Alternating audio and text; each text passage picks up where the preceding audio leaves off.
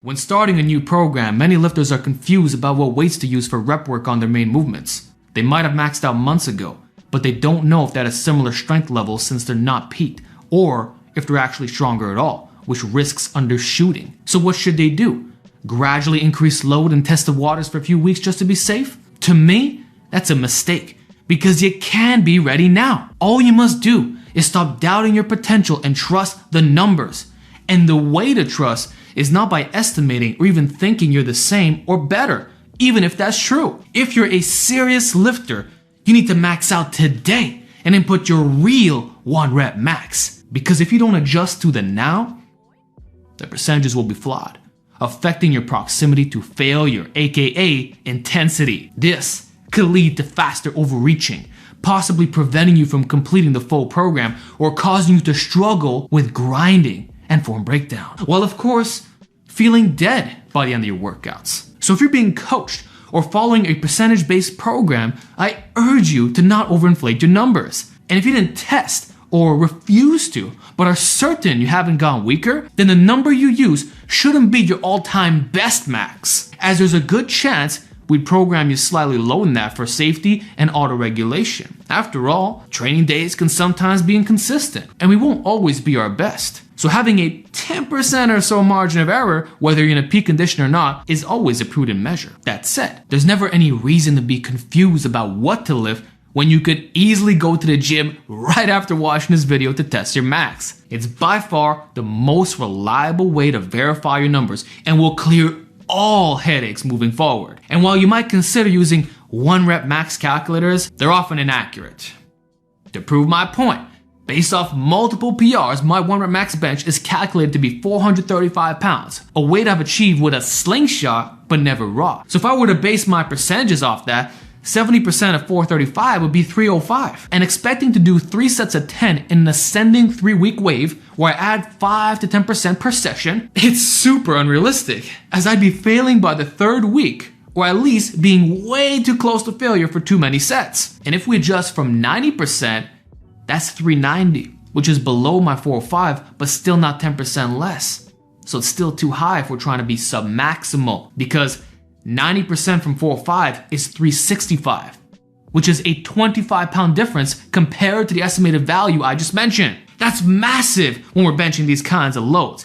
And if you can't relate, well, just think about what a 25-pound jump is on the overhead press. It's a very similar feeling here. So you don't need to be elite for this to apply to you. Basically, this is too close to my peak max, and on a 12-week program, which is very common, I'd be in trouble by the 8th or 9th week, which would lead to missing lifts, plateaus, and bad recovery. One more quick example, and that's the last time I mentioned big numbers today. Last year, I squatted 405 times 9 at RP 9, and my 1 rep max squat was exactly 507 at RP 10, because I literally tested it a week before. So anything more would have been impossible. However, entering my max reps suggests a 520 squat, and then adjusting for the bonus rep, which would have been doable if I wasn't so bloated and out of breath, as the leg strength was there, this gives a whooping 540 pounds. So in either case, whether using 100% or 90% for programming, the rep work would always be off from the very program start to finish. Now, do you see why we simply can't estimate your maxes?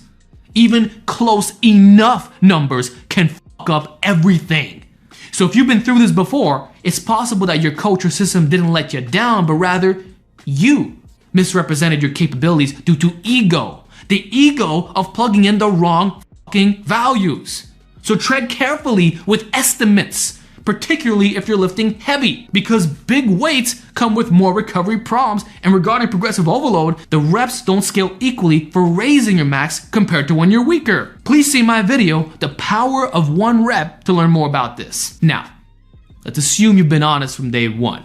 But when you look at the program, you think, there's no way I can lift that. My response is, disregard how you feel, because how you feel can often lowball your current strength. Objective numbers, especially those tested recently, must always be trusted. And unless your diet and sleep was subpar, which I refuse to entertain, because my assumption is that you're at least doing the bare minimum with non-training factors, 9 out of 10 times, no exaggeration, you can lift exactly what's being prescribed. So back down work based off top percentages are more accurate than doing random weight jumps from rep PRs. Now, sometimes the targeted numbers can be intimidating, but when they're based on true, intangible lifting data that you put in, well, you just have to accept them and do the brutal work. Like last year, I was supposed to do multiple sets of 5 for my barbell squat, but the weight wasn't that far from my 1 rep max, which I'd been recently testing. So I looked at the numbers and thought, there's no way I could rep this for this many sets. Something is wrong. I don't feel strong enough, and I might crash down on the pins. Fear was telling me not to lift that weight, to auto-regulate and lift a bit less for that day. But in reality, I was just hesitating because heavy barbell squats generally feel hard and heavy past 3 plates, and you often just need to embrace the suck. How many of you can relate to that? So I shifted my mindset to whatever happens, happens. I have safety pins. Worst case, I set the bar down on the pins, then lower the weight on the next set. Injuries won't happen when you have the proper equipment in place, so I don't want to hear any excuses about that. So I chose to commit because the numbers said I could do it. So despite me thinking it wasn't going to happen, do you know what happened? The numbers were 100% accurate, and I got the exact number of reps with the perfect intensity. It wasn't too hard, and the sets that followed went as planned. Experiences like this instill a sense of confidence, knowing that you are capable and that when you don't manipulate the facts, progress goes your way. Numbers don't lie, but the senses sure do at times, which has been a philosophical discussion for a long time. My point is, if you input the right starting number, then whatever comes after should always be trusted, even if it seems insane. And if somehow you're slightly off, which is unlikely if step 1 was on point, well, at least you can correct it on the second set, which will only require a minor adjustment. Plus, you won't need to spend weeks tinkering with loads and reps in reserve. You can go straight to the harder work, then reassess if needed. So always commit to at least one top set, as you can always reduce later, which is a fine strategy in its own right. But if you waste the opportunity by prematurely fatiguing yourself with the wrong weight, well, now you might actually be confused and not hit the target. So to keep this simple, auto-regulate after the initial attempt, not before. That's all I'm trying to say. And yes, it's normal to feel a bit of butterflies in your stomach. Like, I'm not gonna say this will be easy, but you will lift what you're supposed to lift, and the truth will instantly be revealed. No more guessing games. Finally, going back to testing your max, which forms the structure of your entire program, understand that past PRs and individual strength ratios often dictate future carryover. So if you can lift X on a certain exercise, you can almost always lift at least X on another. Sometimes this is based on the inherent difficulty of the exercise or muscular weaknesses, but other times it's about anthropometry. For example, for nearly a decade, my floor press has consistently been 30 to 40 pounds weaker than my flat bench. Regardless of how I train or which presses I specialize in, this ratio never changes. This consistency means that whenever I achieve a new PR on the floor press, I can confidently assert that my bench press has improved or is at least 30 pounds higher. I don't even question it. Experience has proven this time and time again to be true. The same applies to my Swiss bar bench. It maintains the same ratio as my floor press. So if one improves, I know precisely where the other stands. And it's not an estimate.